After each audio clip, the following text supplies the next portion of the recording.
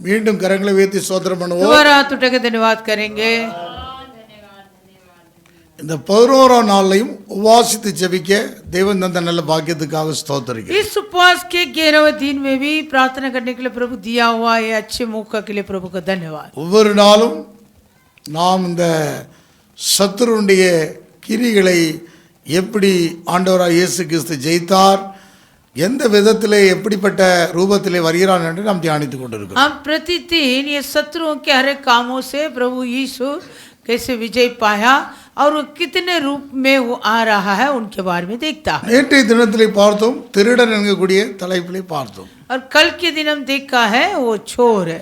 எந்த நாளிலையும் பார்க்கக்கூடிய தேவனுடைய வார்த்தை और आज का दिन हम देखने वाला वचन வாசிக்கலாம். மத்தேயு சுவிசேஷம் 13ஆம் அதிகாரம் 19வது வசனம்.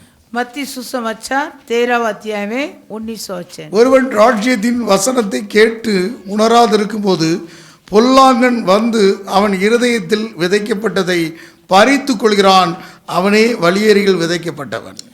जो कोई राज्य का वचन सुनकर नहीं समझता, उसके मन में जो कुछ बोया गया था उसे वह तुष्ट आकर छीन ले जाता है. ये वही है जो मार्ग के किनारे बोया गया था. பொல்லாங்கன் तुष्ट அவன் யார்?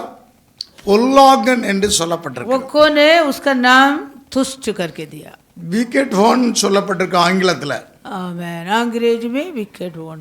அதாவது பொல்லாதவன், वो तुष्ट है, தீயவன், वो बुरा है. பொல்லாத காரியங்கள் கொடுமையான காரியங்களை செய்கிறவன் அவன்தான் யாரு?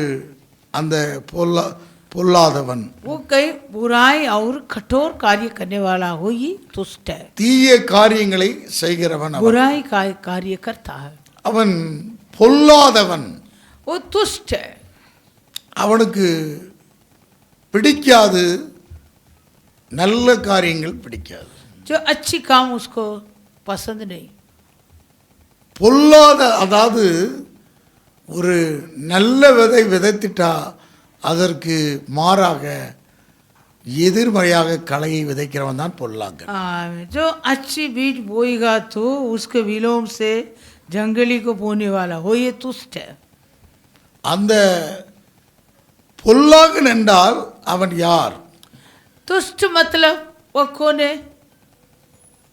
எதிர்மறையாக நல்ல வார்த்தைக்கு எதிராக ஒரு பொல்லாத வேற ஒரு வார்த்தையை கொண்டு வருகிறவன் वो பொல்லாதவன். अच्छे शब्द के विरोध से एक बुराई शब्द को ले आने वाला वो तुष्ट है.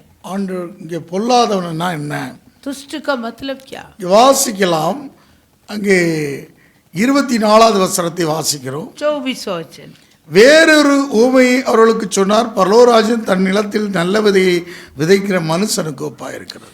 इसने उन्हें एक और दृष्टांत दिया, स्वर्ग का राज्य उस मनुष्य के समान है जिसने अपने खेत में अच्छा बीज बोया. அப்போ மனுஷன் நித்திரை பண்ணுகையில் அவனுடைய சத்துரு வந்து கோதுமைக்குள் களைகளை விதைத்து விட்டு போனான். वो जब लोग सो रहे थे तो उसका शत्रु आकर गेहूं के बीज जंगली बीज बोकर चला गया. இங்கே வாசிக்க முடிகிறது, நல்ல விதைக்கு விரோதமாக சத்துரு வேறொரு விதையை விதைக்கிறான். हम यहाँ पढ़ रहा है अच्छा बीज के बदले शत्रु ने आकर जंगली बीज को बोता है. அதாவது நல்வினை தீவினை. मतलब भला और बुरा. நல்வினையை கொண்டு வருகிறவர், நல்வினைக்கு விரோதமாக தீவினை வருகிறது. भले कामों के विरोध से बुरा काम आता है. வேதம் சொல்கிறது, शास्त्र कहता है பாவிகளை தீவினை தொடரும், நீதிமானையோ நன்மை பலனாக தொடரும் என்று நீதிபதி 13ஆம் அதிகாரம் 21வது வசனத்தை வாசிக்கலாம். नीति वचन 13वां अध्याय में 21वां वचन. பாவிகளை தீவினை தொடரும், நீதிமான்களுக்கோ நன்மை பலனாக வரும். आमीन. बुराई पापियों के पीछे पड़ती है परंतु धर्मियों को अच्छा फल मिलता है. அப்ப தீவினை நல்வினை ரெண்டு இருக்கிறது. बुराई अच्छा फल दोनों है. நன்மை செய்கிறதுக்கு விரோதமாக, நல்லதுக்கு விரோதமாக செய்யக்கூடிய வேலையை, தீய வேலையை செய்கிறவர் தான் பொல்லாங்கன். जो जो अच्छा काम करता है वो अच्छा काम के विरोध से जो करता है बुराई काम वो ये तुष्ट है। நல்ல வேலைக்கு விரோதமாக எழும்புகிறவன் பொல்லாதவன். अच्छा काम को विरोध से खड़ा होता वो ही तुष्ट है। தீய வேலையை செய்கிறதற்கு வருகிறவன் எதிராக வரவன் தான் பொல்லாதவன். अच्छा काम के विरोध से बुराई काम करने के लिए आता है वो ही तुष्ट है।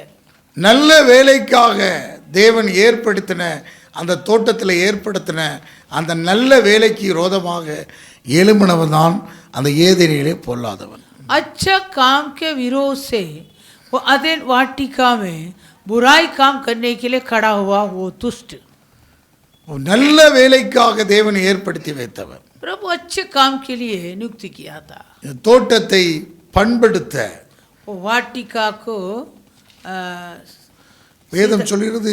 ஆதியாமம் 2ஆம் அதிகாரத்தில் 15வது வசனத்தில் வாசிக்கிறோம். उत्पत्ति का किताब 2 अध्याय में 15 वचन। தேவனாகிய கர்த்தர் மனுஷனை ஏதேன் தோட்டத்தில் அழைத்து கொண்டு வந்து அதை பண்படுத்தவும் காக்கவும் வைத்தார். यहोवा परमेश्वर ने आदम को लेकर आदन की वाटिका में रख दिया कि वह उसमें काम करे और उसकी रक्षा करे। நல்ல வேலைக்காக நன்மையாக அந்த தோட்டத்தை காக்கிறதற்காக வைத்தார். आमीन। वहाँ अच्छे काम करने के लिए और उस वाटिका को रक्षा करने के लिए रखा है। ஆனால் அவன் தீமைக்காக அந்த காக்கிற அந்த நல்ல வேலையை அவன் அகற்றிட்டு அவன் தீமையான வேலைக்கு இந்த உலகத்தை கொண்டு परंतु वो दुष्ट ने क्या किया, वो अच्छा काम को बदले बुराई काम को बता के इस जगत के ओर उन लोगों को लेके गए। ஆகவே தான் வேதம் சொல்கிறது 1 யோவான் 5ஆம் அதிகாரம் 18வது வசனத்தை 19வது வசனத்தை வாசிக்கலாம். पहला यूहन्ना 5वां अध्याय में 18 और 19 वचन को எடுத்துக்கொள்ள 1 யோவான் पहला यूहन्ना 5ஆம் அதிகாரம் 5वां अध्याय 18 19 வசனங்களை வாசிக்கலாம். 18 और 19। தேவனால் பிறந்த எவனும் பாவம் செய்யான் என்று அறிந்திருக்கிறோம். தேவனால் பிறந்தவன் தன்னை காக்கிறான், பொல்லாங்கன் அவனை தொடான். हम जानते हैं कि जो कोई परमेश्वर से उत्पन्न हुआ है वह पाप नहीं करता, पर जो परमेश्वर से उत्पन्न हुआ उसे वो बचाए रखता है और वह दुष्ट उसे छूने नहीं पाता। நாம் தேவனால் உண்டாயிருக்கிறோம் என்றும் உலகம் முழுதும் பொல்லாங்கு கிடக்கிறது என்று அறிந்திருக்கிறோம். हम जानते हैं कि हम परमेश्वर से है और सारा संसार उस दुष्ट के वश में पड़ा है। அவங்க உலகம் அந்த பொல்லாங்குக்கு கிடக்கிறது. आमीन। ये जगह दुष्ट के वश में पड़ा। அவன் இந்த பொல்லாங்கன் இங்கே கவனிக்க வேண்டும், மனுக்குலத்தை பொல்லாத வேலைக்கு பயன்படுத்த கொண்டு போய்விட்டார். वो दुष्ट सर्व मानव का बुराई काम करने के लिए उपयोग करने लेके गया। அதனால்தான் அப்போஸ்தலர் பவுல் நல்ல வேலையை விரும்புகிறவன் எதை விரும்புறான்? என்னது என்னத்தை விரும்புகிறவன்? கண்காணிப்பை விரும்புகிறவன் நல்ல வேலையை விரும்புகிறான்னு சொல்லி 1 கொரிந்தியர் அங்கே வாசிக்கிறோம். 6ஆம் அதிகாரம் 1ஆம் வசனத்தில் வாசிக்கிறோம். पहला कुरिन्थियो 6वां अध्याय पहला वचन। ஆமென். 1 கொரிந்தியர்கள் நிருபம் வாசிக்கலாமா? அப்போ நல்ல வேலையை விரும்புகிறான் என்று சொல்லப்பட்டிருக்கிறது. आमीन। 1 கொரிந்தியர் जो अत्यक्ष का काम करता है वो भला काम करता है। அவன் 2 கொரிந்தியராக இருக்கும். 2 கொரிந்தியர்கள் நிருபம் दूसरा कुरिन्थियो 6ஆம் அதிகாரம் 6वां अध्याय। கண்காணிப்பை விரும்புகிறவன் நல்ல வேலையை விரும்புகிறான் என்று சொல்லப்பட்டிருக்கிறது.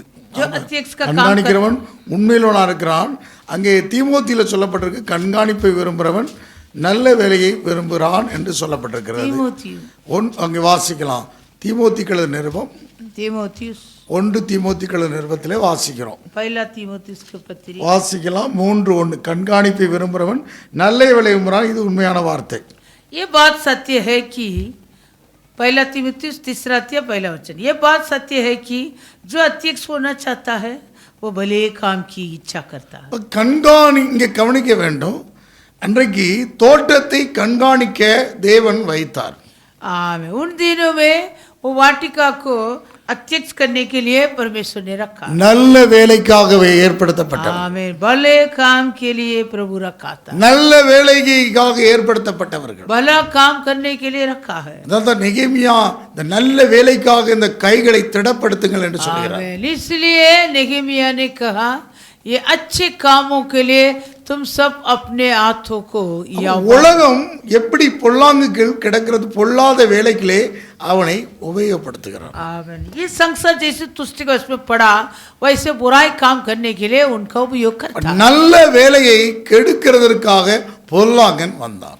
जो भले काम को बिगाड़ने के लिए वो बुराई आया। புரியுதா நான் சொல்றது? அந்த அப்போ உலகம் பொல்லாங்குகள் கிடக்கிறது. इस संसार तुष्ट के वश में पड़ा है। அவன் அந்த உலகம் முழுவதும் பொல்லாத கிரியைகளை செய்தான் அவன் மூலமாக. वो सारी संसार में उनके द्वारा बुराई काम किया है। இந்த உலகம் பொல்லாங்குகள் கிடக்கிறது. इस संसार तुष्टि के वश में पड़ा। நாம் தேவனால் மறுபடி பிறந்தால் நாம் அந்த காக்க தன்னை காத்து கொள்கிறான். आमीन। जो कोई परमेश्वर से उत्पन्न होता है वो अपने को सुरक्षित करता बचाता है பொல்லாங்கன் அவனை தொடான். और तुष्ट उनको न छू सकता। அப்ப அவன் யார்? பொல்லாங்கன் யார்? நல்ல வேலைக்கு எதிரி. आमीन। जो तुष्ट है वो कौन है? भले काम के लिए वो विरोधी। அந்த இந்த நல்ல வார்த்தைக்கு எதிரி. ये भले अच्छे का वचन के लिए वो विरोधी है। அந்த தோட்டத்துக்குள்ள நல்ல வேலைக்கு எதிரியானவன். वो वाटिका में भले काम के लिए वो विरोधी था। இந்த மத்தேயு 13ஆம் அதிகாரத்துல मत्ती 13वां अध्याय में விதை, बीज விதைக்கிறவன், और बोने वाला விதைப்பு, और बोना, இதைத்தான் மூணையும் சொல்ல இருக்கிறது. ये तीनों के लिखा है। சீட், சோவர், சோயிங், இது மூணையும் சொல்லி இருக்கிறது. बीज बोने वाला और बोता है। சீட், சோவர், ஷோவிங், விதை, விதைக்கிறவன், விதைப்பு, இதைத்தான் சொல்லப்பட்டிருக்கு. आमीन। बीज और बोने वाला और बो। நல்ல விதைக்கு விரோதமாக வேற ஒன்றை விதைக்கிறான். वो अच्छे बीज के बदले और दूसरा बीज को बोता है। விதைக்கிறவன் யார்? வேற ஒருத்தன். आमीन। बीज बोने वाला कौन है? वो பொல்லாங்கன். बुराई। அல்லேலூயா. हालेलुया। வேற இதை விதைக்கிறான். वो क्यों ऐसे अध्ययन में वो बीज को அப்ப बोता है? என்ன? களைகள் உண்டாகிறது. वहाँ जंगली बीज होता है। பொல்லாங்கன் நல்ல இங்கே கவனிக்க வேண்டும், நல்ல ரிசல்ட்டுக்கு விரோதமானவன். आमीन। अच्छे रिजल्ट के विरोधी है वो तुष्ट है। அதாவது அறுப்புக்கு உபஜ், அதாவது நல்ல விளைச்சலுக்கு விரோதமானவன். वो अच्छे उपज के लिए वो तुष्ट विरोधी है। பொல்லாங்கன்னா யாரு? तुष्ट मतलब कौन है? விளைச்சலுக்கு எதிரானவன். वो उपज का विरोधी। அதாவது பலனுக்கு எதிரானவன். आमीन। फल के लिए वो विरोधी। ஏதேனில பலனுக்கு எதிரானவன். आदेन में वो फल का विरोधी था। அதாவது அவர்கள் மூலமாக இங்கே கவனிக்க வேண்டும், பலன் உண்டாக்குறதற்காக தேவன் ஏதேனில் வைத்தார். आमीन। वो वाटिका में प्रभु इसलिए वो दोनों को रखा कि उनके द्वारा उपज होना। இந்த பலனுக்கு எதிராக பலனை கெடுத்து அந்த பொல்லாங்கன் வேற இதை விதைச்சிட்டான். इस उपज के विरोध से वो उपज को बिगाड़ के वो तुष्ट और किसी को बोया है। அல்லேலூயா. हालेलुया। அவன் தான் பொல்லாங்கன். वो ही तुष्ट। அவன் இந்த உலகம் பொல்லாங்கல் கிடக்கிறது. आमीन। इस संसार तुष्ट के वश में पड़ा है। அப்ப அதில் நாமும் இந்த நாட்களிலே தேவனுடைய சபையிலே தோட்டத்திலே சேர்க்கப்பட்டிருக்கிறோம். इसलिए हम भी इन दिनों में परमेश्वर के इस वाटिका में प्रभु हमें लेकर அதாவது आया। தேவனுடைய நன்மைக்கு பலனுக்கு விரோதமாக அவன் எழும்பினவன். वो परमेश्वर के भले काम के विरोध से खड़ा हुआ। நன்மைக்கு விரோதமாக தீவினை எழும்புறவன். भले के विरोध से वो बुराई खड़ा हुआ। பலனை கெடுக்கிறவன் தான் பொல்லாங்கன். उपज को नष्ट करने वाला तुष्ट है। இங்கே பலனை கெடுத்ததாக இந்த 13ஆம் அதிகாரத்திலே வாசிக்கிறோம். यह मत्ती 13 अध्याय में देखता उपज को वो नष्ट किया। அங்கே மத்தேயு 13:38 வாசிக்கிறோம். मत्ती 13:38, 37:38 37 और 38। நல்ல விதையை விதைக்கிறவன் மனுஷன், நிலம் உலகம், நல்ல விதை ராஜ்யத்தின் புத்திரர், களைகள் பொல்லாங்கு புத்திரர். अच्छे बीज को बोने वाला मनुष्य का पुत्र है, खेत संसार है। अच्छे बीज राज्य की संतान और जंगली बीज तुष्टि की संतान है।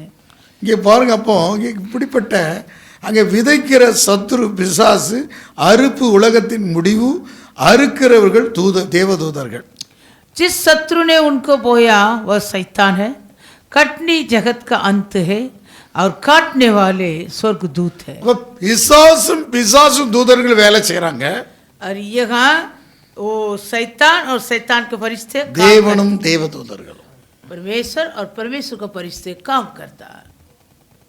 இது நித்திய ஜீவன், நித்திய ஆக்கனை. आमें आनंद जीवन और आनंद का अकिनी. அறுப்பின் முடிவிலே நித்திய ஜீவனா அல்லது நித்திய ஆக்கனையா? आमें वो कटनी के अंत में आनंद जीवन है क्या आनंद का अकिनी है? இதுதான் உலகத்தின் முடிவை குறிக்கிறது. ये जगत का अंत का होगा. அப்ப இது இந்த பொல்லாங்கன் யார்? ये तुष्ट कौन है? யார் இந்த பொல்லாங்கன்? कौन है वो तुष्ट? நல்ல பலனுக்கு விரோதமாக தீவினையை விதைக்கிறவன், अच्छे उपज के विरोध से बुराई को बोने वाला. பயிருக்கு விரோதமாக களை. आमेन. वो अच्छे बाल के विरोध से जंगली. பலனுக்கு விரோதமாக தீவினையை செய்கிறவன் தான் அவன் யார்? பொல்லாங்கன். जो उपज के विरोध से बुराई करता वही तुष्ट है. வேதத்தில் இன்னொரு எடுத்துக்காட்டு 1 யோவானுக்குள்ள நிருபத்திலே வாசிக்கலாம். पहला यूहन्ना का पत्री 1 யோவான் 3ஆம் அதிகாரம் 3 अध्याय 12வது வசனத்தை வாசிக்கலாம். 12 वचन. பொல்லாங்கனால் உண்டாயிருந்து தன் சகோதரனை கொலை செய்த காயினை போல் இருக்க வேண்டாம். அவன் எது நிமித்தம் அவனை கொலை செய்தான்? தன் கிரிகள் பொல்லாதவர்களும் தன் சகோதரனுடைய கிரி நீதிகளுமாய் இருந்ததுதானே. और कैन के समान न बने जो उस दुष्ट से था और जिसने अपने भाई को घात किया.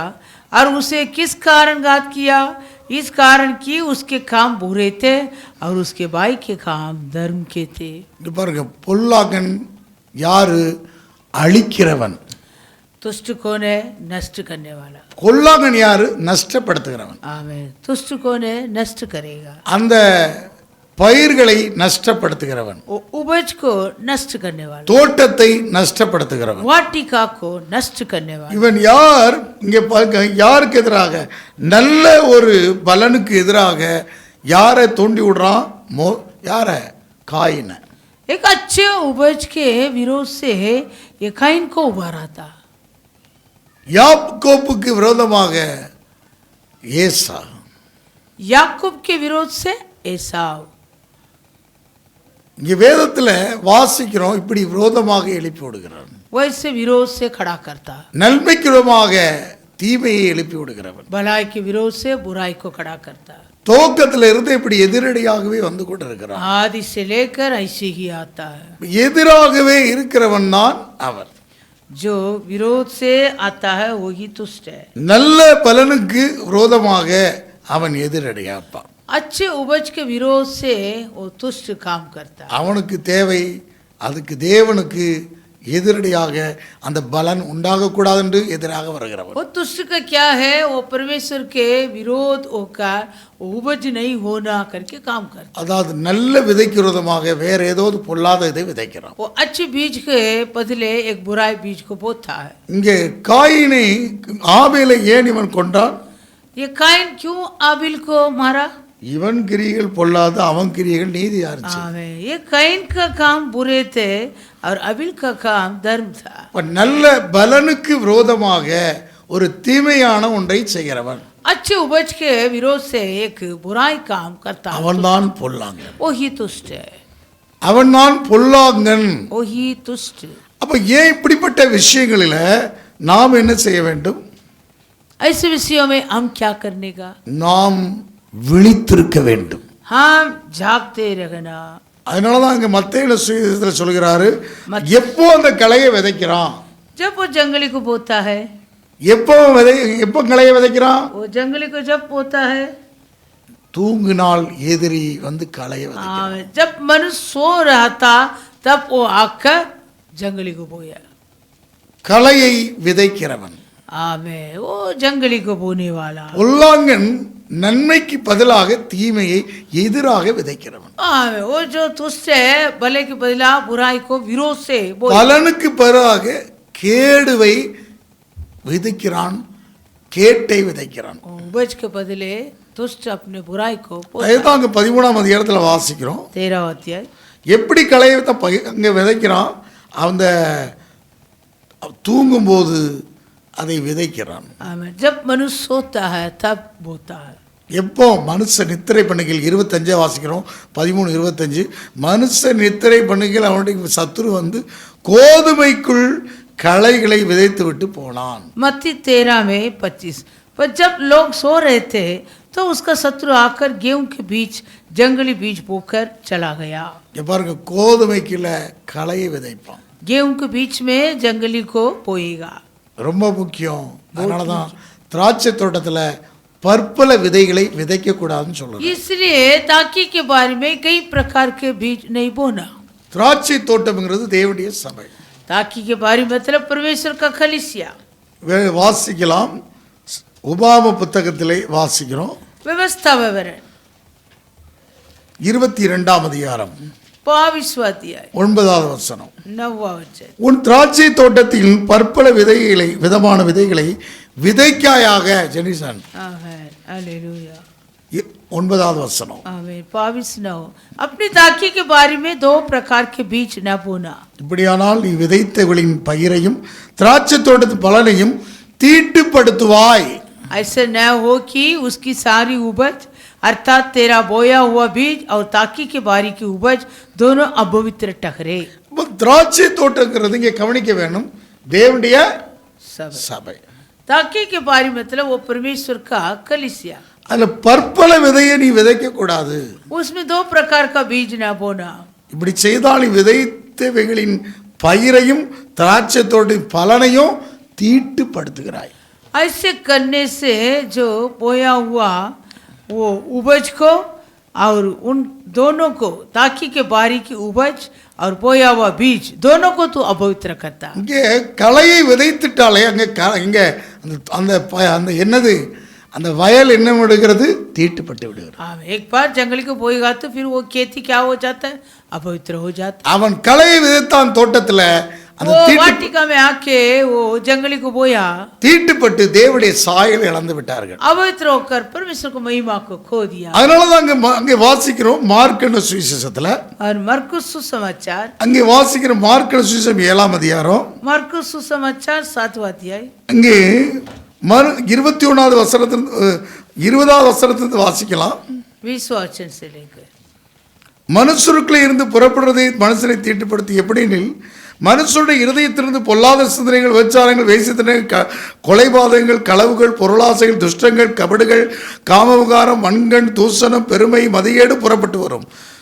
फिर उसने कहा जो मनुष्य में से निकलता है वही मनुष्य को अशुद्ध करता है, क्योंकि भीतर से अर्थात मनुष्य के मन से बुरे बुरे विचार, व्यभिचार, चोरी, हत्या, परस्त्री कमन, लोभ, दुष्टता, छल, लुचपन, क्रूरदृष्टि, निंदा, अभिमान और मूर्खता निकलती है। 23வது वசனம் சொல்கிறது, और 23वां वचन பொல்லாதவர்களாகிய இவைகளெல்லாம் உள்ளத்திலிருந்து புறப்பட்டு மனுஷனை தீட்டுப்படுத்தும் என்றார். ये सब बुरी बातें भीतर ही से निकलती है और मनुष्य को अशुद्ध करती है। மனிதனுக்குள்ளே எங்கே கவனிக்க வேண்டும், सुनिए, மனிதனுடைய இருதயத்துக்குள்ள இருக்கிறது இங்கே கவனம் என்ன இருக்குதா, தீட்டு. मनुष्य का मन में क्या है, अपवित्र अशुद्ध है। அப்ப இங்க என்ன விதைச்சு வச்சிருக்கிறான், क्या बोके रखा है, மனுஷனுடைய இருதயம் பொல்லாத இருதயமாக்கி வைத்திருக்கிறான். आमें मानव के हृदय को इससे बुराई। அதனால இயேசு சொன்னார், பொல்லா நல்ல மனுஷன் தன்னுடைய நல்ல பொக்கிஷத்தை எடுத்துக்கிறான், பொல்லாத இருதயத்திலிருந்து வெளிப்படுத்துகிறான்.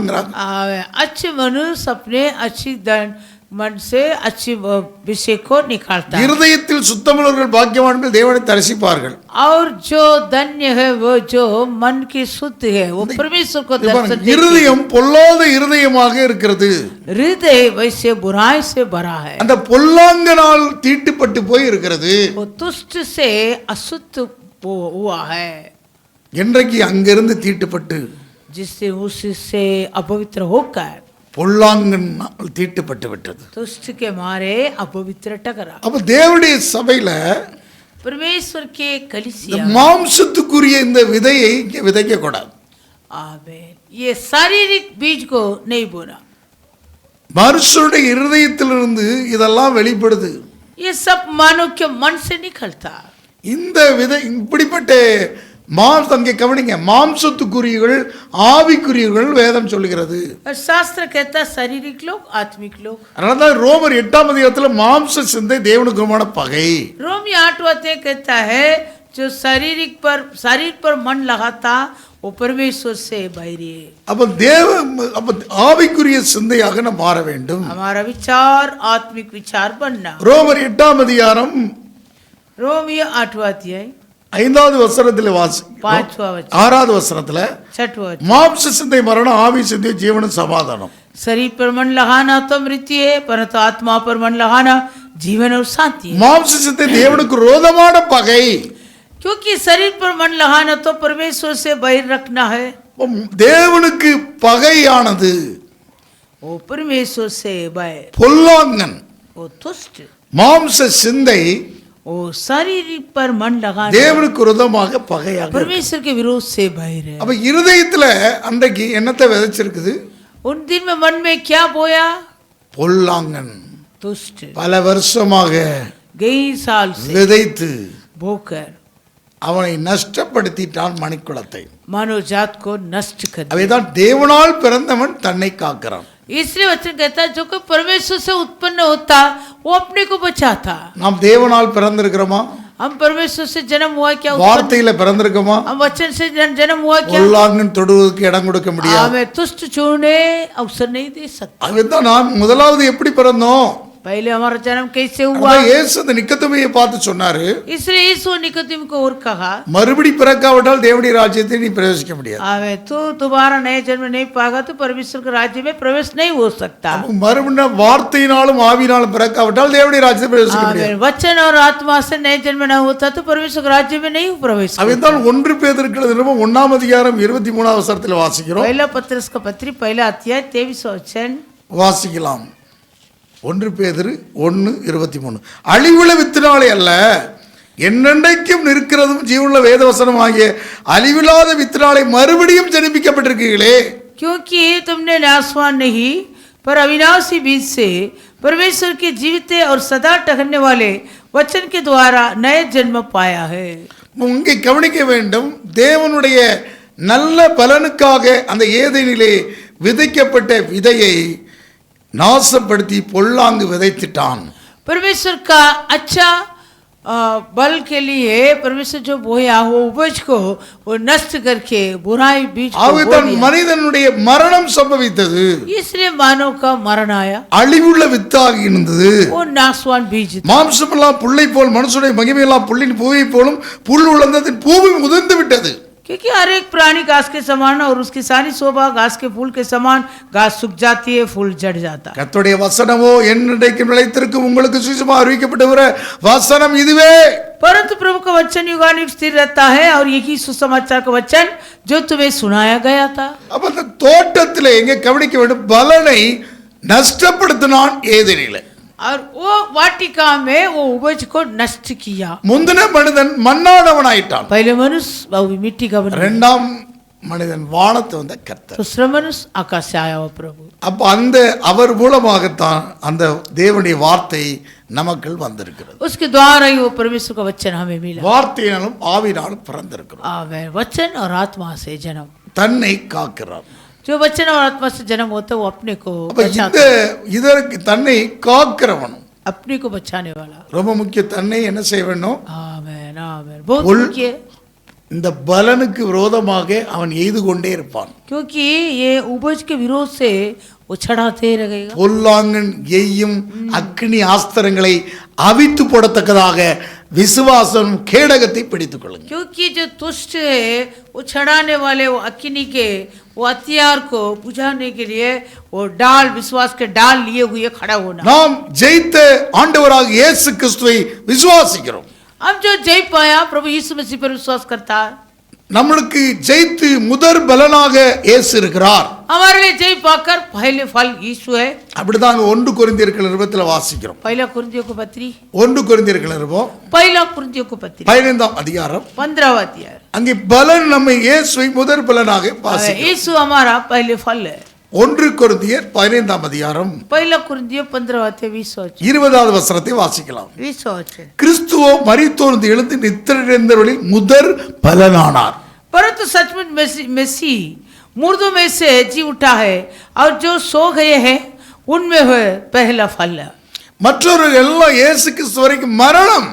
बाकी जो आदम से लेकर यीशु मसीह तक सब அந்த मरण பலனுக்கு விரோதமாக அழிவையே சம்பவித்தது. में वो बच के विरोध से नष्ट हुआ. ஆனால் இங்கே கிறிஸ்துவோ மரித்தோரிலிருந்து எழுந்து நித்திரையடைந்தவர்கள் முதற் பலனானார்.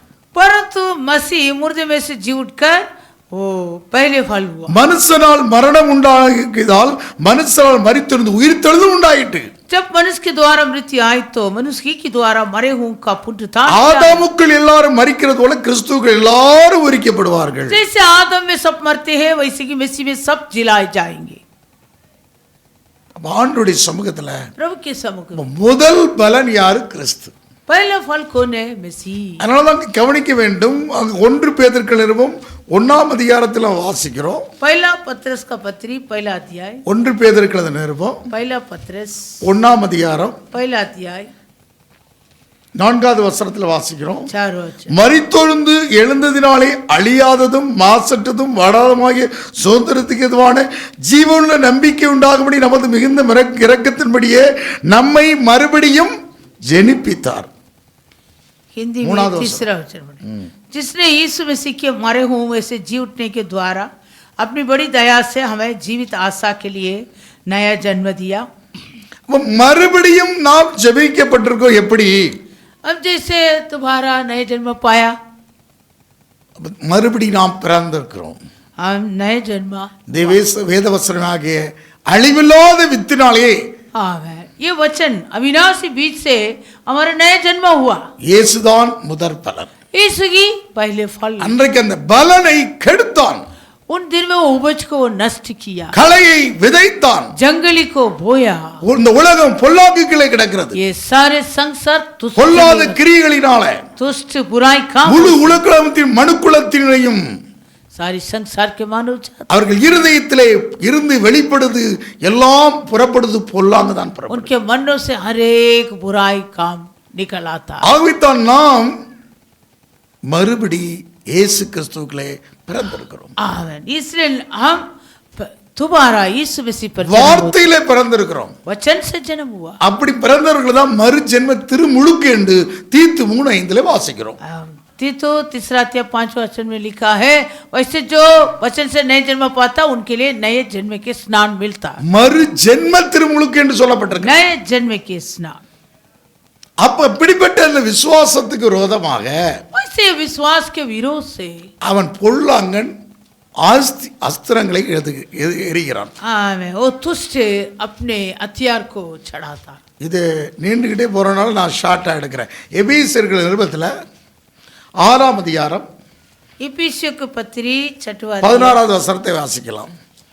பொல்லாங்கனையும் அக்னி ஆஸ்திரங்களை அவித்து போடத்தக்கதாக எல்லாவற்றுக்கும் மேலாக விசுவாசம் கேடகத்தை கொண்டவர்களாகவும் நில்லுங்கள். इफिसियों 6वां अध्याय में 16 वचन. और इन सबके साथ विश्वास की डाल लेकर स्थिर रखो जिससे तुम उस दुष्ट के सब जलते हुए तीरों को बुझा सको. பொல்லாங்கனையும் அக்னி ஆஸ்திரங்களை எல்லாம் அவித்து போடத்தக்கதாக சொல்லப்பட்டிருக்கிறது. वो दुष्ट के सब जलते हुए तीरों को बुझाने. இவர் இது எதுக்காக இங்க ஒரு நாட்டுக்கு யுத்தம்னா अब एक देश दूसरे देश से युद्ध करेगा तो அதாவது அந்த அம்புல தீப்பந்தத்தை ஏற்றி யுத்த வீரர்கள் ஆயிரக்கணக்கான வீரர்கள் எய்து கொண்டே இருப்பான். அக்னி போயிட்டே இருக்கும். அந்த நாடு தீப்பற்றி எரியும். कई हजार सैनिक लोग खड़े होकर क्या करेंगे? अपने अपने धनुष में अग्नि जलाकर ऐसे वो देश के ओर चढ़ाते रहेंगे. वो देश पूरा अग्नि से पूरा जलेगा. वो तीर में क्या रहेगा? आग रहेगा. आमीन. है ना? धनुष तीर चढ़ाता ना, அந்த तीर में क्या रहेगा? आग रहेगा. जलते हुए तीर. அப்ப அப்படிப்பட்ட எரிந்து கொண்டு அப்ப ஆயிரக்கணக்கான பேர் அந்த அம்பை எய்யும் போது कई हजार लोग खड़े होकर वो धनुष को चढ़ाएगा तो பற்றி அந்த நாடு எரியும். देश पूरा जल जाएगा. இப்படி இந்த பொல்லாங்கன் वैसे दुष्ट சத்துரு शत्रु சபைக்கு விரோதமாக कलीसिया के विरोध எய்கிறான். चढ़ाता। அல்லேலூயா. हालेलुया। அவன் எய்கிறவன். वो चढ़ाने वाला, பொல்லாங்கன் எய்கிறான்.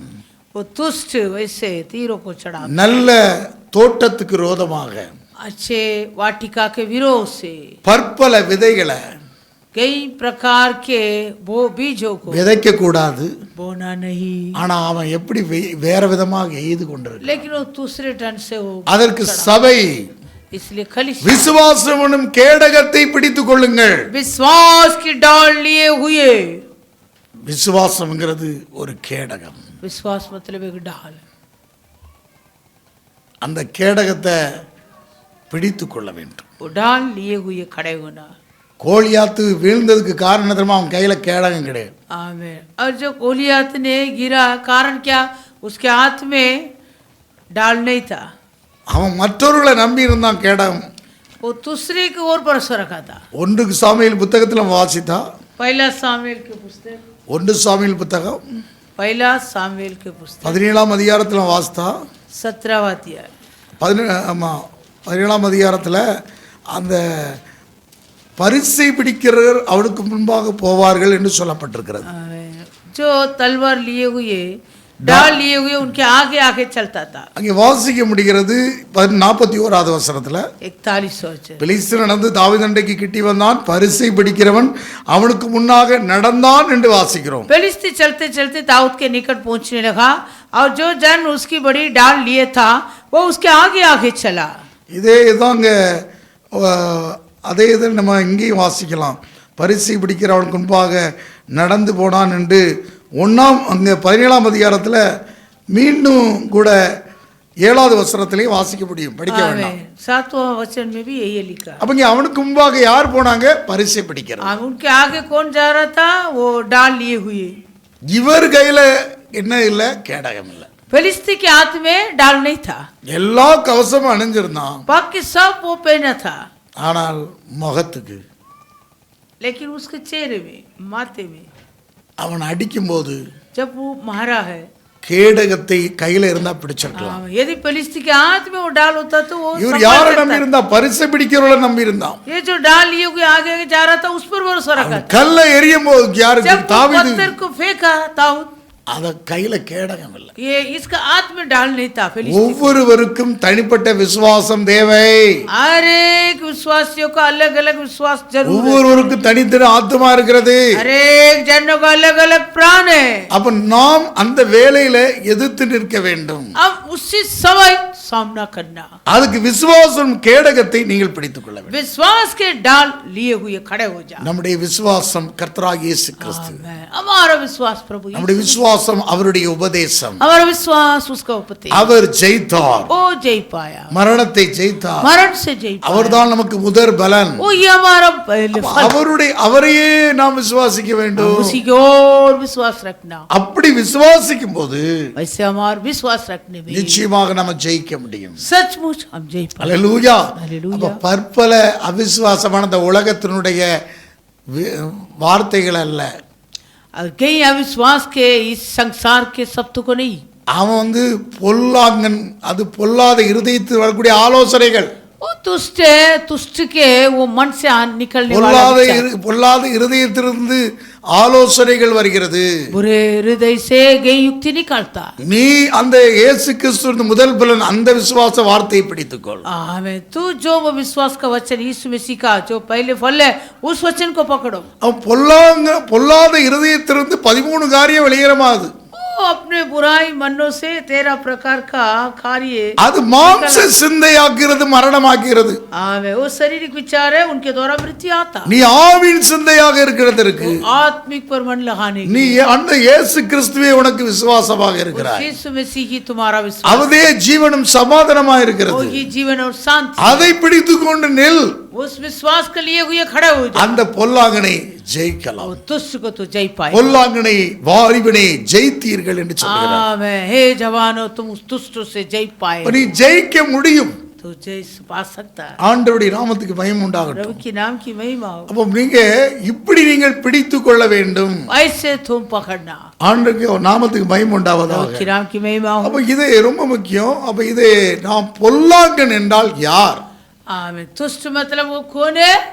அவன் பலனுக்கு எதிராக தீய வேலையை செய்கிறான். वो उपज के विरोध से वो बुराई काम करने वाला, அந்த களையை விதைக்கிறவன். वो जंगली को बोने वाला। அப்போ நாம் தேவனுடைய வார்த்தையை கேட்கிறோம். हम परमेश्वर का वचन को सुनता है। தேவனுடைய வார்த்தையை நாம் அனுபவிக்க வேண்டும். परमेश्वर को वचन அந்த வார்த்தையை சரியாக விசுவாசிக்க वो வேண்டும். वचन पर ठीक विश्वास रखो। நம்முடைய இருதயத்துல பொல்லாத சிந்தனைகள், आमीन। हमारे मन में बुरे நம்ம बुरे विचार, இருதயத்துல பொல்லாத காரியங்கள் இருக்கு. हमारे मन से बुराई, அப்ப அந்த அது இத பகைக்குது. ये वचन से बाहर करता இந்த வார்த்தைக்கு விரோதமாக है। ये பகைக்குது. वचन के विरोध से, நல்ல விதைக்கு விரோதமாக अच्छे बीज के विरोध से இந்த பொல்லாத காரியங்கள் எல்லாம் இருக்கிறது. ये सारे बुराई काम होता है। இந்த இருதயத்துக்குள்ள பொல்லாங்கன் இருக்கிறான். ये मन में वो तुष्ट रहता है। அப்ப நம்முடைய இருதயம் திருக்குள்ளதாகுகிறது. तब हमारा मन असाध्य रोग पड़ता நம்ம அவயத்துல எல்லா அவயங்களை பார்க்கலும் அவயம் திருக்குள்ளது. இருதயம் அது மகா கேள்வது அறியத்தக்கவன் யார்? हमारे எரேமியா 17:9 வாசிக்கிறோம். यिर्मयाह 17 अध्याय 9वां वचन, இருதயமே திருக்குள்ளது மகா கேள்வது அறியத்தக்கவன் யார்? आमीन। सारे अंगों से पढ़कर हमारे हृदय हालेलुया धोखा देने वाला है और असाध्य रोग भी पड़ता है। அப்ப அதுக்குள்ள என்ன இருக்கிறது? பொல்லாத காரியங்கள் இருக்கு. उसमें क्या है? सारे பொல்லாதைகளான இவைகள் எல்லாம் அந்த பொல்லாங்கனால் விதைக்கப்பட்டு மனிதனுடைய இருதயத்துக்குள்ளே இருக்கிறது. आमीन। वो तुष्ट के द्वारा बोया गया वो सब मानव जात के मन में रहता है। ஆகவே தான் इसलिए இயேசு ஜெயித்து यीशु जय पा உயிர் தெழுந்து जी उठ மீண்டும் கூட दोबारा அந்த பரிசுத்த ஆவியை நமக்கு தந்திருக்கார். पवित्र आत्मा हमारे मन में डाला। எங்க ஊற்றப்படுது? कहाँ डाला? இருதயத்தில் मन ஊற்றப்படுது. में डाला गया। அப்படித்தானே சொல்லப்பட்டிருக்கிறது. ஆமென்। எங்க ஊற்றப்பட்டது? கஹா ரோமர் 5 நமக்கு அருளப்பட்ட பரிசுத்த ஆவியினால் நம்ம இருதயங்களில் ஊற்றப்படுகிறதினால் அந்த நம்பிக்கை வெட்கப்படுத்தாது. वो पवित्र आत्मा हमारे मन में डाला गया, इसलिए वो आशा हमें न लचाता। அப்போ அந்த இருதயத்திலே ஊற்றப்படுகிறது. आमीन। मन में डाला जाता है। அப்போ ரொம்ப முக்கியம். बहुत मुख्य है। அதனாலதான் ஆவியில் நிறைந்து ஜெபிக்க வேண்டும். इसमें आत्मा में भरपूर होकर प्रार्थना। இருதயத்திலே நீங்கள் தேவனுடைய வார்த்தையில் நிறைக்கப்பட்டிருந்தால் ஆவி நிறைவு உண்டாகும். यदि तुम मन में उस परमेश्वर से वचनों से भरपूर होता तो आत्मा में भरपूर। நல்ல மனிதன் நல்ல பொக்கிஷத்தை எடுத்து காண்கிறான் இருதயத்திலிருந்து. अच्छे मनुष्य अपने मन से अच्छी अच्छी बातों को निकल कर दिखा। நல்ல மனுஷன் இந்த இருதயமான பொக்கிஷத்திலிருந்து எடுத்து காண்கிறான்னு சொல்றேன். हाँ, अच्छे मनुष्य अपने अच्छे मन ये भंडार से பொல்லாத மனுஷன் பொல்லாத அந்த பொக்கிஷ இருதயத்திலிருந்து எடுத்து காண்பான். जो तुष्ट मनुष्य अपने तुष्ट भंडार से सब कुछ அப்ப निकाले। தேவனுடைய அந்த இருதயத்துல தேவனுடைய வார்த்தை நிரப்பப்படணும். आमीन। हमारे मन में पूरा परमेश्वर का वचन से भरपूर होना, இதுல நிரப்பப்படணும் इसमें भरपूर होना। இந்த வார்த்தை. वचन அல்லேலூயா. हालेलुया। ரொம்ப முக்கியம் இந்த வார்த்தை. ये वचन बहुत मुख्य है। இந்த வார்த்தை உனக்குள்ளே விதைக்கப்பட வேண்டும். ये वचन तेरे अंदर बोना। இந்த பொல்லாத இருதயத்துக்குள்ள பொல்லாங்கன் இருக்கிறான். क्योंकि तुम्हारे मन में 13 விதமான காரியங்கள் சொல்லப்பட்டிருக்கிறது. 13 प्रकार का बुरा काम है। அபத்தோன், பெயல்சபூல் அதனுடைய இலக்கம் 13. बेलसेबूल, अबद्दोन, उनका नंबर क्या है? 13। அவனுடைய இலக்கம் 13. उनका नंबर 13। இதை கவனிக்க வேண்டும். सुनिए, இயேசு ஜெயித்தார். यीशु जय पाए। அந்த முதற் பலனாக ஜெயித்திருக்கிறார். वो पहले फल जय पाया। அப்ப அப்படிப்பட்டதை ஜெயிக்கிறதற்கு वैसे जय पाने के लिए நமக்குள்ளே அந்த இருதயத்திலே பரிசுத்த ஆவி ஊற்றப்படும். आमीन। हमारे हृदय में पवित्र आत्मा அப்ப उठे। இதற்கு நம்முடைய இந்த வார்த்தைக்கு எதிராக ஒருவன் உள்ளே அங்கே இருக்கிறான். आमीन। ये वचन के विरोध से एक दुष्ट मन में बैठा है। உள்ளே ஒரு இருதயம் இருக்கிறது. आमीन। अंदर एक हृदय है।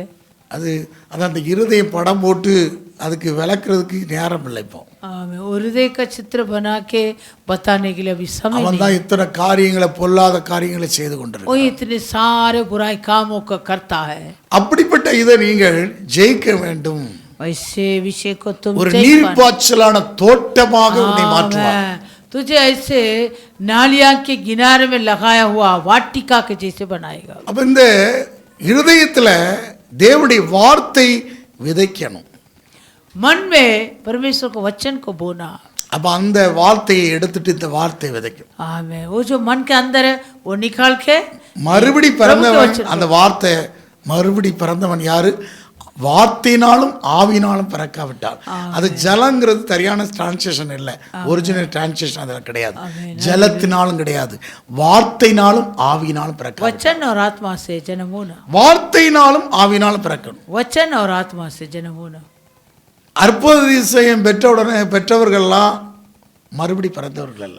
जो जो अद्भुत चमत्कार पाया वो लोग वचन में जन्म पाया क्या? அவர்களுக்கு ஞானஸ்நானம் கொடுத்துறாங்க உடனே. वो लोग को बपतिस्मा देता है। கிறிஸ்தவத்தில் சேரதுக்காக ஞானஸ்நானம் கிடையாது. क्या मसीह में आने के लिए बपतिस्मा है? மறுபடி பிறந்திருக்கிறாயா?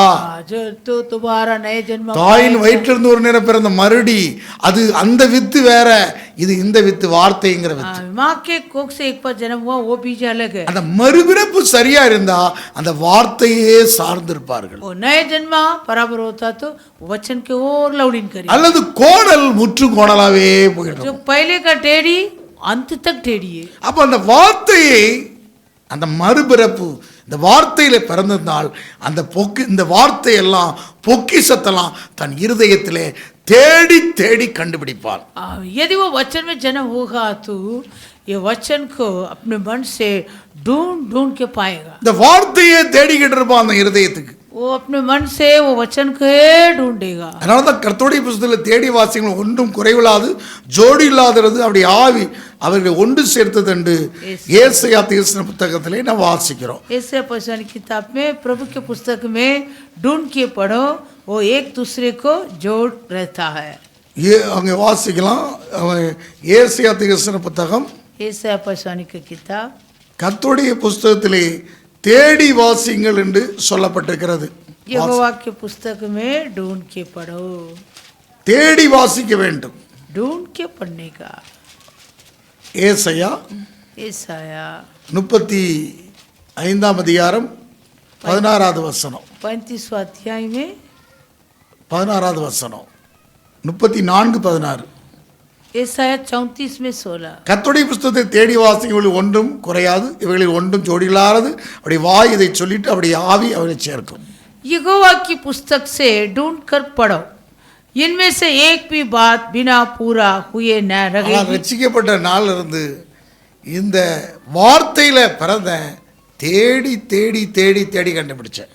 जब से मेरा उद्धार हुआ प्रभु पर, नए जन्म पाया, तब से लेकर मतलब ये वचन में मेरा जन्म हुआ, इसलिए पुस्तक में बाइबल में மறுபடி பிறக்காவிட்டால், வார்த்தையில நீ பிறக்காவிட்டா அந்த வார்த்தையில நீ பிறக்கணும்.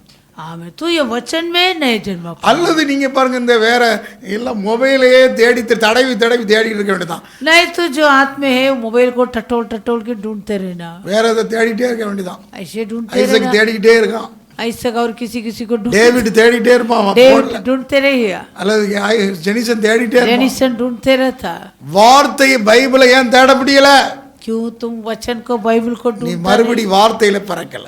वापस तो नए जन्म नहीं हुआ। அதுல பிறந்தன்னு சொன்னா तो वचन से नए जन्म அதையே தேடி தேடி தேடி தேடி ढूंढ कर पाएगा। தாதர் சர்க்கிள்ல இருந்து நான் 150 அதிகாரத்தை ஒரே நேரத்துல வாசித்த நாட்கள் இருக்குது. எனக்கு படுக்க இடம் இல்லாம இருந்திருக்கிறேன். दादर सर्किल में बैठ के तभी मुझे लेटने सोने जगह नहीं था। भजन संहिता 150 अध्याय एक के बार में पढ़ रहा। கடற்கரையில இருந்து அதை உட்கார்ந்து படிச்சுக்கிட்டு இருக்கிறேன். समुद्र के किनारे में बैठ के पढ़ रहा था। இந்தியா முழுவதும் சுத்தி இருக்கேன் அந்த வேதத்தை. सारी भारत पूरा ये शास्त्र उठा के வேதம் இல்லாம நான் ஒரு இடத்துக்கு போனது கிடையாது. शास्त्र बिना मैं किधर भी नहीं जाऊंगा। வார்த்தையே என்னுடைய நண்பனாக இருக்கு. वचन ही मेरा मित्र है। அந்த ஜோலாவோட எங்க போனாலும் போயிட்டு இருப்பேன். कहाँ भी जाओ मैं अपने जोला। அப்ப இதே வார்த்தையே பிறக்கணும். वचन में जन्म होना, அந்த வார்த்தையினால் நீ நிரப்பப்பட வேண்டும். वो वचन से तू भरपूर होना। அப்ப நீ மறுபடி பிறந்த வார்த்தையில பிறந்தா तो तुम्हारा वचन में जन्म होगा तो நீ நிச்சயமாகவே அதை தேடுவாய். सचमुच तो ढूंढेगा। அப்போ உன்னுடைய விதை எல்லாம் அந்த இருதயத்தில் ஏற்றப்படும். आमीन। वो अच्छे वो बीज तेरे मन में आ जाएगा அதில் நீ ஆண்டவருடைய சமூகத்தில் நீ கண்டித்து உணர்த்தப்படுவாய். और प्रभु के सम्मुख में प्रभु तुझे वचन से डांटेगा। வேதம் சொல்லுது, யோவான் 6:63 சொல்லுது, यूहन्ना 6:63 ஆவியை உயிர்ப்புகிறது மாம்சமானது ஒன்றுக்கும் உதவாது, நான் சொல்கிற வசனங்கள் ஆவியாகியும் ஜீவனுமா இருக்கிறது. आत्माएं जिलाता है और शरीर कुछ काम का नहीं। मैं जो वचन तुम्हें देता हूँ वो आत्मा और जीवन। மாம்சம் ஒன்றுக்குமே உதவாது, हमें शरीर कुछ लाभ का नहीं। நான் சொல்கிற வசனங்கள் ஆவியாகியும் ஜீவனுமா இருக்கிறது. परंतु मैं जो वचन देता हूँ वो आत्मा और जीवनदायक है। அப்ப இந்த வார்த்தை உன் இருதயத்திலே நிரப்பப்பட போகுது. ये वचन तेरे मन में पूरा ஆவியாகியும் ஜீவனுமாக இருக்கிறது. वो आत्मा और जीवनदायक है। அப்ப உனக்கு ஒரு ஆவியின் நிறைவு உண்டாகிறது. हमें तेरे आत्मा में भरपूर होता है, உன் சிந்தையிலே ஆவியின் சிந்தை உண்டாகும். आत्मिक विचार होता है। உன் இருதயத்துல என்ன இருக்கிறது, तेरे मन में भी क्या है, உன் இருதயத்துக்குள்ள என்ன நிறைஞ்சிருக்கிறதோ तेरे मन में जो भरपूर है அதுதான் உன் சிந்தை மாம்ச சிந்தையாகும். इसलिए तेरे विचार भी शारीरिक विचार है। ஆவின் சிந்தையா வரணும், आत्मिक विचार में आना, ஜீவனும் சமான் வரணும். वो जीवन और शांति அப்ப இந்த मिलना। இருதயத்துல இந்த வார்த்தை நிரப்பப்படாவிட்டால் हमारे मन में हृदय में वचन नहीं भरपूर நீ होता, தேவனுக்கு பகைஞனாகவே இருப்பாய். परमेश्वर के लिए बैरी है। அந்த மாம்ச சிந்தை உண்டாகும். तेरा शरीर पर तू मन लगाएगा, மாம்சத்துக்குரியவர்களை போல நாம் பேசுவோம், जैसे शारीरिक लोग के जैसे हमारे बात भी மாம்சத்துக்கு होता है। உரியவர்களை போல பழகுவோம், शारीरिक लोग के जैसे हमारा सब कुछ उचाट है। மாம்சத்துக்கு உரியவர் போலவே நடப்போம், शारीरिक लोग के जैसे हमारे बोलिए दृष्टि चाल चलन है, பொல்லாத ஒரு கூட்டத்தை போலவே இருப்போம். जैसे बुराई के झुंड के जैसे हम भी रहेंगे। அப்ப அப்படிப்பட்ட இந்த உலகம் பொல்லாங்குகள் இருக்கிறது. संसार दुष्ट के वश அந்த में पड़ा, அந்த உலகத்தோடு கூட ஒத்த வேஷம் தரித்துடும். इस संसार का सदुष ना बने। அந்த பொல்லாங்கனோடையே சேர்ந்துக்கிறோம், ओ संसार के அந்த साथ, மாம்சத்துக்குரியவர்களாவே சேர்ந்துக்கிறோம். ओ शारीरिक तुष्ट के साथ हम होते ஆவிக்குரியவர்களாக மாற்றப்பட முடியாது. हैं। फिर आत्मिक लोग कभी नहीं बन पाते। நீங்கள் ஆவிக்குரியவர்களாக तो आत्मिक लोग ஏன் சபையில வாக்குவாதங்கள் சண்டைகள் பொறாமை இருந்தா மாம்சத்துக்குரியவர்களா இருக்கிறதுனால. कलिसिया में वाद विवाद झगड़ा बहिर्भाव होता, वो लोग शारीरिक लोग हैं। அப்போஸ்தலன் பவுல் அந்த கொரிந்தியருக்கு நிருபத்தில் எழுதுறார், प्रेरित पौलुस कोरिन्थियों को पत्र में लिखता 1 है, கொரிந்தியர் 3ஆம் அதிகாரம் पहला कोरिन्थियों 3 अध्याय 1வது வசனத்தை வாசித்தா, पहला वचन, மேலும் சகோதரி நான் உங்களை ஆவிக்குரிய எண்ணி உங்களுடைய பேசக்கூடாமல் மாம்சத்துக்குரிய கிறிஸ்துவுக்குள் குழந்தைகளுடைய எண்ணி பேச வேண்டியதாயிற்று. ये भाइयों मैं तुमसे इस रीति से बातें न कर सका जैसे आत्मिक लोगों से, परंतु जैसे शारीरिक लोगों से, और इनसे जो मसीह में बालक है। அப்போ ஆவிக்குரிய எண்ணி உங்களோட பேச முடியல, மாம்சத்துக்குரிய எண்ணும் கிறிஸ்துவுக்கு குழந்தைகள் எண்ணி பேச வேண்டியதாயிட்டுங்கிறார். मतलब और तुम लोग आत्मिक लोग ने, शरीर लोग बालक है। நீங்கள் பலனில்லாதவனானதால் உங்களுக்கு போஜனம் கொடாமல் பாலை குடிக்க கொடுத்தேன், இன்னமும் நீங்கள் மாம்சத்துக்குரியவர்களாக இருக்கிறபடியால் இப்பொழுதும் உங்களுக்கு பலன் இல்லை என்றார். मैंने तुम्हें दूध पिलाया, अन्न न खिलाया, क्योंकि तुम उसकी नहीं खा सकते थे, वरन अब तक भी नहीं खा सकते हो। பொறாமையும் வாக்குவாதமும் பேதங்களும் உங்களுக்கு இருக்கிறபடியால் நீங்கள் மாம்சத்துக்குரியவர்களாக இருந்து மனுஷ மார்க்கமாய் நடக்கிறீர்கள் அல்லவா. इसलिए कि जब तुम में डाह और झगड़ा है तो क्या तुम शारीरिक नहीं, क्या तुम मनुष्य की रीति पर नहीं चलते। மாம்சத்துக்குரியவர்கள் மாம்ச மார்க்கமாக அதுவே நடந்து கொண்டிருக்கிறார்கள். आमीन। जो शारीरिक है वो मनुष्य की रीति पर चलता है। மாம்சத்துக்குரியவர்களாக அல்ல ஆவிக்குரியவர்களாக மாற வேண்டும். शारीरिक लोग नहीं आत्मिक लोग बनना। தோட்டத்திலே பற்பல விதைகளை விதைக்க கூடாது. आमीन। ताकी के बारे में 2 प्रकार का बीज नहीं बोना। தோட்டம் என்பது சபை என்று சொல்லலாம். आमीन। ताकी के बारे में मतलब अपना कलीसिया, நீங்கள் இருதயமான ஒரு தோட்டம் இருக்கிறது, तुम्हारा हृदय भी एक அதுல ताकी। பற்பல உபதேசங்களை மாம்சத்துக்குரிய வார்த்தைகளை நீ விதைக்க வேண்டாம். इसमें गई शारीरिक उपदेशों को बोना नहीं। அப்போ இந்த இருதயம் ஒரு தோட்டம். हृदय भी एक ताकी का बात। அன்றைக்கு ஏதேனிலே அந்த தோட்டத்திலே இருந்தார்கள். उन दिनों में अदेन में वाटिका में இப்ப இருதயம் இது ஒரு தோட்டங்க. हमारा हृदय भी एक वाटिका है। இருதயத்துல ஒரு பெரிய ஒரு சந்தோஷம், பரிசுத்த ஆவியானவர் உங்களுக்கு நீர் பாய்ப்பார். आमीन। इस हृदय में एक बड़ा आनंद, पवित्र आत्मा ने पानी सींचेगा, உங்களுக்கு நீர் பாய்ச்சலான தோட்டமாக மாறணும். वो पानी सींचेगा तभी तो वाटिका बनाएगा। அப்ப அப்படிப்பட்ட ஒரு தோட்டமாக நீங்கள் மாற வேண்டும். वैसे तुम एक वाटिका बना, அல்லேலூயா. உங்களுக்கு மூலமாக பலன் உண்டாகுகிறது, तुम्हारे द्वारा फल होता, நீங்கள் கனி கொடுக்கிறவர்களாக மாறீர்கள். फल देने वाला बना। அப்போ நீங்க பலன் கொடுக்கணும், கனி கொடுக்கணும். फल लाना तुम। அப்ப இந்த பொல்லாங்கனுக்கு நாம் இடம் கொடுக்காதபடி दुष्ट छूने नहीं देना, விழித்திருங்கள். जागते रहो, விழித்திருக்கணும், जागते रखना, ரொம்ப முக்கியம். இதை குறித்து பேசிட்டே இருக்கலாம். இது விழித்திருக்க வேண்டும். जागते रखना, ஆண்டவருடைய நாமத்துக்கு மகிமை प्रभु உண்டாகட்டும். की नाम की महिमा। அப்ப அடுத்த வசனம் எபேசியர்ல அப்படித்தான் வாசிக்கிறோம். इफिसियो, அடுத்து இதை மாத்த முடியல இந்த சப்ஜெக்ட். எபேசியர் 6ஆம் அதிகாரம் इफिसियो 6वां अध्याय 18வது வசனத்தில் வாசிக்கிறோம். 18 वचन। எந்த சமயத்திலும் சகலவிதமான வேண்டுதலோடும் விண்ணப்பத்தோடும் ஆவியினாலே ஜெபம் பண்ணி அதன் பொருட்டு மிகுந்த மன உறுதியோடு சகல பரிசுத்தவான்களுக்காக பண்ணும் வேண்டுதலோடும் விழித்து கொண்டிருங்கள்ங்கிறார். तो क्या हुआ? केवल है कि हर प्रकार से चाहे बहाने से चाहे सच्चाई से मसीह की कथा सुनाई जाती है। और सारी पढ़ो, இங்கே பாருங்க 18வது வசனம். அப்ப விழித்து கொண்டிருங்கள். எபேசியர் 6:18. एफिसियों 6वां अध्याय 18।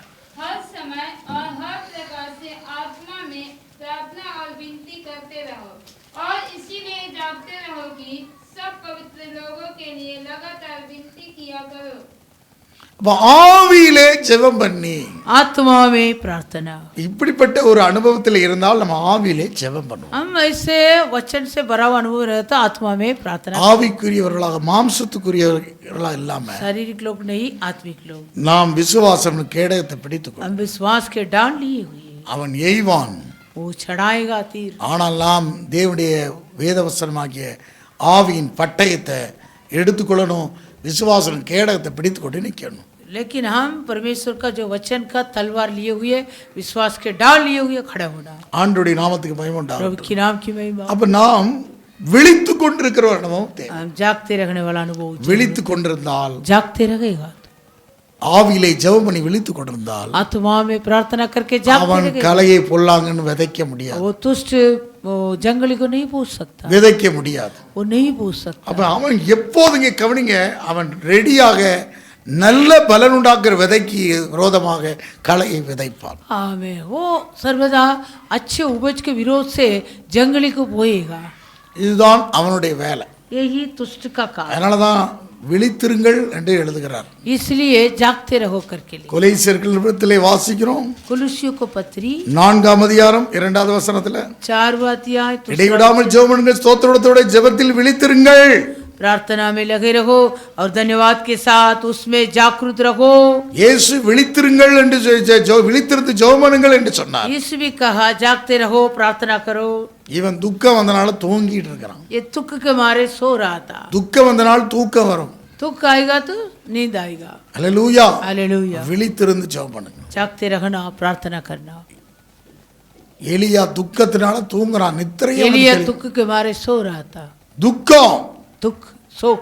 இங்க கவனிங்க, सुनिए, யார் எசபெல் அவனை உயிரை வாங்குவேன்னு சொன்ன உடனே ஓடி துக்கத்துல ஓடி போய் சூரச்செடிகளை போய் தூங்குறான். इजबल के समाचार के मारे वो भागा, वो झाड़ के नीचे जाके लेट गए। துக்கம் வந்தாலும் தூக்கம் வருகிறது. दुख के मारे नींद आया। இயேசுவின் சீசர்களை 3 நேரம் எழுப்பி விடுறாரு, விழித்திருந்தான். ஆனா துக்கத்தினால் அவர் தூங்கிட்டான். यीशु भी चेले लोग को 3 बार जगाया, जागते रहो, लेकिन वो दुख के मारे सो रहा था। இயேசு ஊக்கமா ஜெபம் பண்றாரு, இவன் ஊக்கமா தூங்கிட்டு இருக்கான். यीशु मन लगा के लव लगा प्रार्थना के ये चेले लोग 3 सो நேரம் रहे। எழுந்து சொல்றாரு, ஆனால் அவனுக்கு பெரிய துக்கத்தினால் தூக்கம் வந்தது வேதவசனம் சொல்லுது. यीशु 3 बार कहा था, लेकिन दुख के मारे सो रहा था। அந்த லூக்கா 22ல சொல்லுகிறது, துக்கத்தினால் தூங்கினார்கள். आमीन। நித்திரை வச்சு. लूका 22 में लिखा है, दुख के मारे அங்க सो रहा। எலியாவை எழுப்பி விடுறாரு, அப்பமும் இறைச்சியும் கொடுத்து. आमीन। वहाँ एलिया को परिश्ते के द्वारा रोटी और அப்பமும் पानी தண்ணி दे के அப்பமும் தண்ணி கொடுத்து எழுப்பி விடுறாரு. रोटी और पानी दे के जगाया, சாப்பிட்டுட்டு அதே இடத்துல மாண்டு படுத்துட்டான். खाया, वापस सोया, மறுபடியும் எழுப்புறாரு. वापस நீ जगाया। போகக்கூடிய தூரம் வெகு தூரம். आमीन। तेरा सफर लंबा सफर है। அப்ப இங்க கவனிக்கணும், வெகு பக்தி வைராக்கியம் உள்ள தீர்க்கதரிசி. परमेश्वर में कितने बड़े जलन रखा था, அவனுக்கே ஒரு நித்திரை வந்து ஆட்கொண்டு விட்டது. उस एलिया को नींद आया। இதுதான் கடைசி காலத்தில் உள்ள தீர்க்கம். यही आखिरी समय का दिन का புத்தி இல்லாத கன்னிகைகள் निर्बुद्धि कन्या। 10 கன்னிகளை என்ன கன்னிகை? 5 கன்னிகள் புத்தி புத்தி இல்லாத கன்னிகள். आमीन। वो 10 कन्या में 5 निर्बुद्धि, 5 கன்னிகள் புத்தியுள்ள கன்னிகள். 5 बुद्धि का। அதாவது இது சபையை காண்பிக்கிறது. ये 10 कलीसिया। கடைசி காலத்து சபைகள் இப்படியாக நித்திரை அடையக்கூடிய அனுபவத்துக்கு வருகிறது.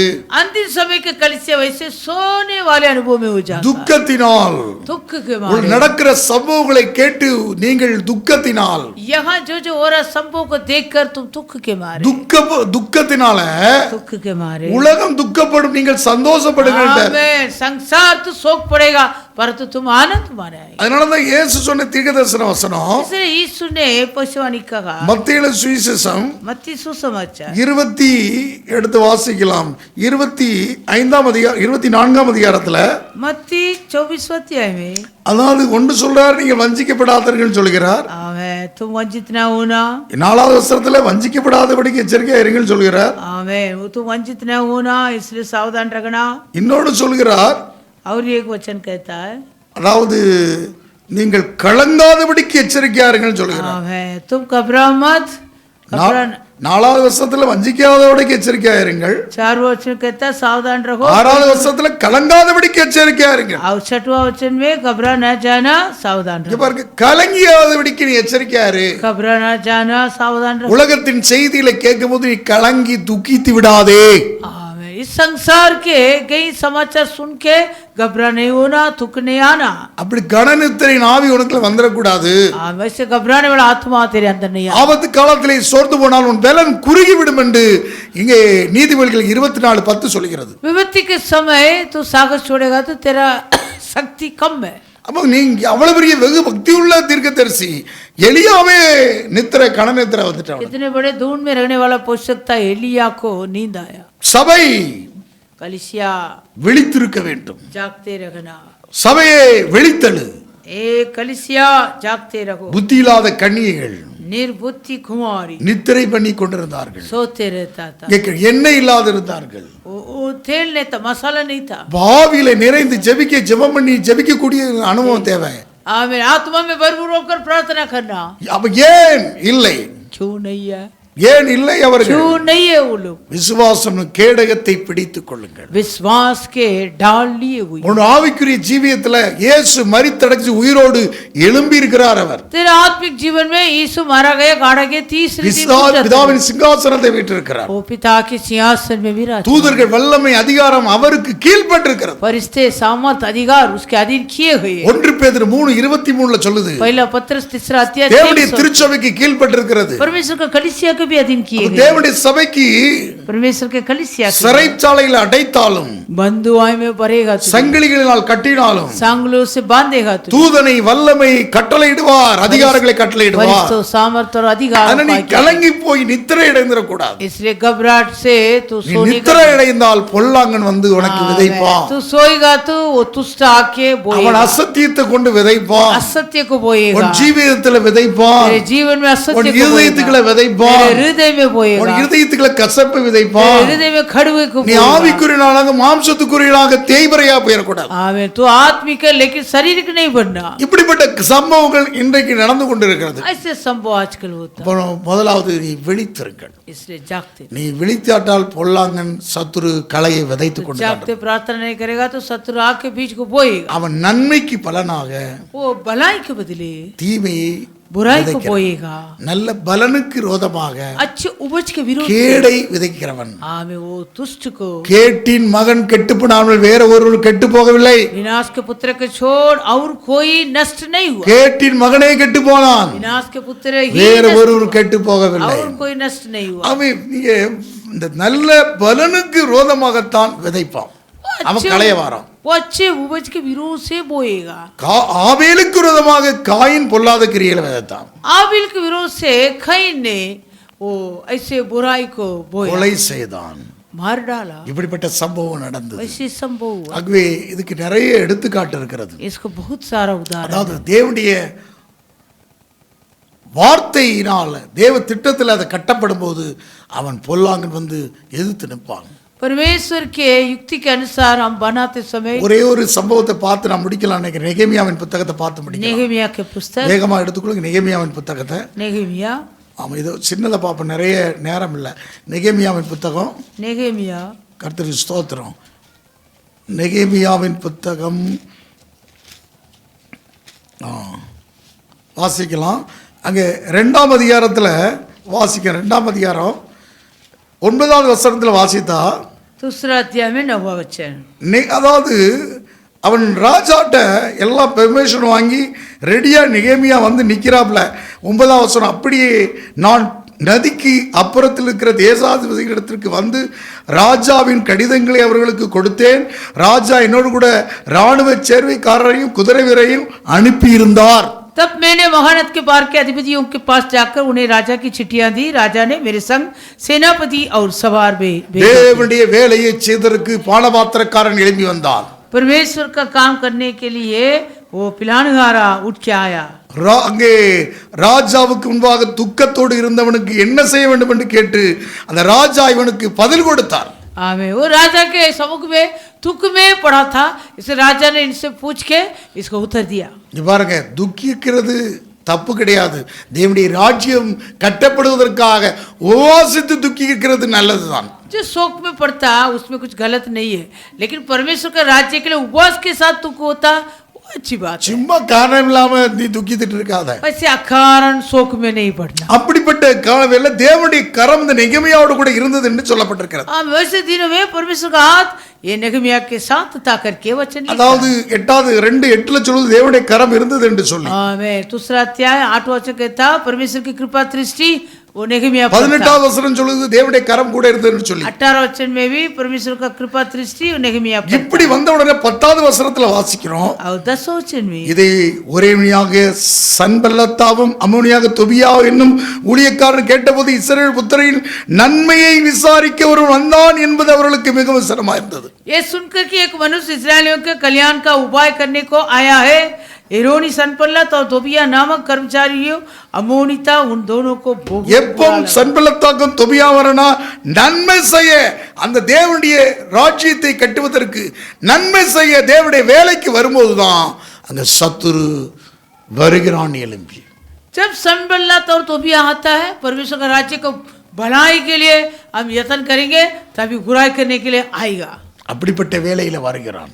ऐसे समय में आया பொல்லாதவன் வருகிறான். हमें दुष्ट आता है। ஆனாலும் இவனுக்கு அங்கே சோர்ந்து போகாதபடி எழுந்து கட்டுவோம் வாருங்கள் என்று ஒரு அறைக்கோவல் இட்டு நல்ல வேலைக்காக கைகளை திடப்படுத்தினான் என்று 18வது வசனத்திலே வாசிக்கிறோம். फिर भी 18 वचन में लिखा, आओ हम कमर बांध कर बनाने लगे और उन्होंने इस बड़े काम को करने के लिए यह बांध लिया। ஆனாலும் அவன் விடல, फिर भी वो नहीं छोड़ा, மீண்டும் எழுப்பி கட்டி கொண்டிருக்கிறான். दोबारा बनाते रहता था। இப்படி கட்டி கொண்டிருக்க வேலையில தான் ऐसे बनाते 4வது வசனத்தில் வாசிக்கிறோம். 4ஆம் அதிகாரம் 1ஆம் வசனம், 4 वाक्य पहला वचन। நாங்கள் அலங்கத்தை கட்டுகிற செய்தியை சன்பல்லத்தா கேட்டபோது அவன் கோபித்து எரிச்சலடைந்து யூதரை சக்கந்தம் பண்ணி. तब सनपल्लात ने सुना कि यहूदी लोग सकरपना को बना रहा है, इसलिए वो यहूदी लोग टट्टों में उड़ाने लगा। இங்க பாருங்க, கட்டுகிற செய்தியை கேட்ட உடனே அவனுக்கு பிடிக்காது. बनाने वाले समाचार सुन के उनको पसंद नहीं रहता। நன்மையான பலனுக்கு ரோதமானவன் தான் அந்த பொல்லாங்கன். वो अच्छे उपज के विरोध से तुष्ट कार्य करता है। அவன் எதிர்த்து வருகிறான். वो क्यों आ रहा है? அப்படி எதிர்த்து வருகிறான். वो सामना करके आता है। அதாவது இவங்க கட்டடு பார்க்கணும் எதிர்த்து வரும்போது ये जो बना रहा है उसको 6வது வசனத்தை வாசித்தா 4:6 நாங்கள் அலங்கத்தை கட்ட வந்தோம், அலங்கமெல்லாம் பாதி மட்டும் ஒன்றாய் இணைந்து உயர்ந்தது, ஜனங்கள் வேலை செய்வதற்கு ஆவலாய் இருந்தார்கள். हम लोगों ने सकरपना को बनाया और सारी सकरपना आदि ऊंचाई तक जुड़ गई, क्योंकि लोगों के मन उस काम में नित लगा रहा। ஆவலா வந்தாங்க, உபவாச கூட்டத்துக்கு வருவாங்க. उपवास की प्रार्थना में वैसे मन रखकर आए। ஆவலா வரும்போது தான் அங்க என்னது, ஒருத்தன் டிஸ்கரேஜ் பண்ணுவான். वैसे मन लगा के आते समय एक जन उनका निराशा में எருசலேமின் அலங்கத்தை கட்டுகிற வேலை வளர்ந்து இருக்கிறது என்றும் இடிக்கப்பட்ட இடங்கள் அடைபட்டு வருகிறது என்றும் சன்பல்லத்தாவும் தொபியாவும் அரபியரும் அமோனியரும் அஸ்தோத்தியரும் கேட்டபோது அவர்களை மிகவும் எரிச்சலாகி எருசலேமின் மேல் யுத்தம் பண்ண எல்லாரும் ஏகமாய் வரவும் வேலையை தடுக்கவும் கட்டுப்பாடு பண்ணினார்கள். जब संबल्लत और दुबिया और अरबियों अमोनियों और अस्तोदियों ने सुना कि यरूशलेम की सकरपना की परम मत होती जाती है और उसमें ने नाके बंद होने लगे, तब उन्होंने भूत की बुरा माना। ஆனாலும் இந்த வார்த்தை, ஆனாலும் நாங்கள் எங்கள் தேவனை நோக்கி ஜெபம் பண்ணி அவர்கள் நிமித்தம் இரவும் பகலும் சாமக்காரர்களை வைத்தோம். परंतु हम लोगों ने अपने परमेश्वर से प्रार्थना की और उनके डर के मारे उनके विरुद्ध दिन रात के पहुरुए टकरा दिए. 11ஆம் வசனம், எங்கள் சத்துருக்கள் வென்றால் நாங்கள் அவர்கள் நடுவே வந்து அவர்களை கொண்டு போடு மட்டும் அவர்கள் அதை அறியாமலும் பாராமலும் இருக்க வேண்டும் விதமாய் அந்த வேலையை ஓயப்படுவோம் என்றார்கள். 11 वचन, हमारे शत्रु कहने लगे जब तक हम उनके बीच में ना पहुंचे और उनके हाथ करके वह काम बंद न करे तब तक उनको ना कुछ मालूम होगा और ना कुछ दिखाई पड़ेगा. நீங்க 12வது வசனத்துல வாசித்தா 12 वचन, 10 விஷயம் இப்படி எங்களுக்கு வந்து சொன்னாங்களாம். ऐसे 10 बार आकर हम 10 times இப்படி டிஸ்கரேஜ் ஆன வார்த்தைகளை சொன்னார்கள். ऐसे 10 बार आकर हमें निराशा में डाला. இப்படி செய்தியை கேட்டாலும் ऐसे कुछ भी समाचार सुनने में, இங்க பாருங்க, நெகேமியா எழுந்து கட்டுவதற்கு ஒரு கூட்டத்தை வைராக்கியமாக இரவும் பகலும் ஜெபிக்கிற ஜாமக்காரர்களை வைத்தோம் என்று சொல்கிறார். कितने बुरा समाचार सुनने पर भी नेहमिया ने रात और दिन हालेलुया पहरुओं को टकराया, प्रार्थना करने की. விதைக்கிற விதைக்கு எதிராக நாம் விழித்திருந்து இரவும் பகலும் ஜெபம் आमीन. जो दुष्ट बुराई भी को बोता उसके विरोध से हम रात और दिन जागते रहना, प्रार्थना करना. இரவும் பகலும் இயேசு ஜெபித்ததாக வேதத்தில் நாம் हम வாசிக்கிறோம். शास्त्र में पढ़ता यीशु रात और दिन वो जागते हुए प्रार्थना की. அப்படிப்பட்ட ஜெபம் நமக்கு தேவை. ऐसे प्रार्थना हमें भी जरूरत है. அப்படிப்பட்ட வேளையிலே நாம் ஜெபிக்க வேண்டும். ऐसे हम भी प्रार्थना करना, இரவும் பகலும் ஜெபம் பண்ணி கொண்டிருந்தால் रात और दिन प्रार्थना. அப்படிப்பட்ட ஜெபம் நமக்கு நம்ம விழித்திருக்கிற அனுபவம் தேவை. जागते रहने वाले अनुभव. ஏவென்றால் அதனால தான் சொல்றாரு 1 பேதுரு 5:8 விழித்திருங்கள், அதாவது செல்ஃப் கண்ட்ரோல் அண்ட் தெளிந்த புத்தியுள்ளாக விழித்திருங்கள். Alert and self. Self control and alert. आमीन. जागते रहो और सचेत हो. சேர்ச்சிக்கிற சிங்கம் போல் எவனை விழுங்கலாம் என்று வகை தேடி சுற்றி தெரிந்து क्योंकि वो கொண்டிருக்கிறார். गर्जने वाले सिंह के समान किसको निगल डालूं ऐसे घूमता है.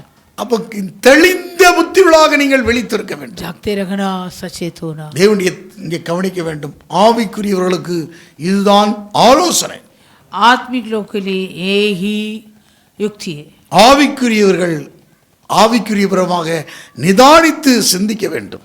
आमीन. जो आत्मिक लोग है आत्मिक बातें को मिला मिला के सोच करना. அப்ப பொல்லாங்கன் सोच, வேதத்தில் இதை குறித்து இன்னும் பேசுறதுக்கு நேரம் இல்லை. इसके बारे में और देने के लिए समय नहीं. நோக்கி பார்ப்போம். हम प्रभु के सम्मुख की ओर ताकें. அவன் பொல்லாங்கன். பொல்லாங்கனையும் அக்னி ஆஸ்திரங்களை அவித்து போடத்தக்கதாக விசுவாசம் கேடயத்தை பிடித்துக் கொள்ளுங்கள். தேவ சமூகத்தில் ஒப்பு கொடுப்போமா? प्रभु के सम्मुख में सौंपेंगे.